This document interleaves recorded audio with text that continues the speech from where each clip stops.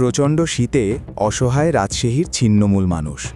মোহাম্মদ গোলাম কিবরিয়া, রাজশাহী জেলা প্রতিনিধি। প্রচণ্ড শীতে খুব অসহায় রাজশাহীর ছিন্নমূল মানুষ। রাজশাহীতে আগামী কয়েকদিনে তাপমাত্রা আরও কমতে পারে। দিন ও রাতের তাপমাত্রার পার্থক্য কমতে থাকায় শীতের অনুভূতিও বাড়বে। এদিকে ঘন কুয়াশা ও তীব্র শীতে দুর্ভোগে পড়েছে মানুষ, রাজশাহী ও আশপাশের এলাকার মানুষ। সড়কে যানবাহন ধীরে চলতে দেখা গেছে। অনেক গাড়ি ফগ লাইট জ্বালিয়ে চলাচল করছে। তীব্র শীতে সবচেয়ে বেশি ভোগান্তিতে পড়েছেন নিম্ন ও মধ্য আয়ের মানুষ, বিশেষ করে দিনমজুররা। কুয়াশা ও শীত উপেক্ষা করেই ভোরে তাদের কাজে বের হতে হয়েছে।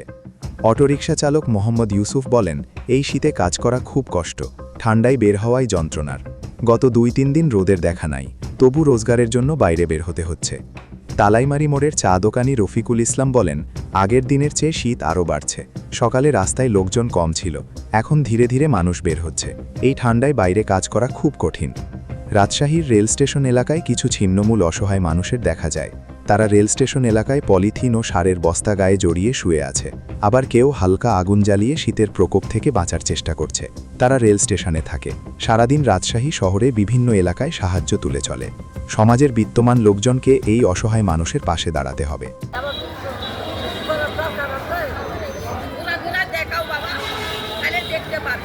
আমরা দেখতে পাচ্ছি যে স্টেশনের এখানে ওনারা শুয়ে থাকে, অনেক কষ্টে তাদের জীবনযাপন।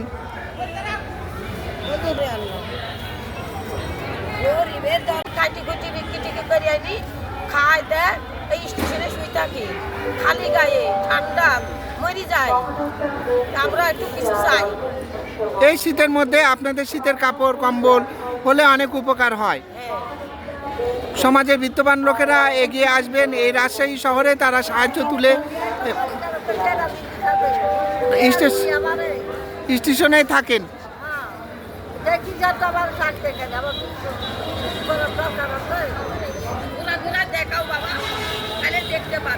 আমরা দেখতে পাচ্ছি যে স্টেশনের এখানে ওনারা শুয়ে থাকে, অনেক কষ্টে তাদের জীবনযাপন।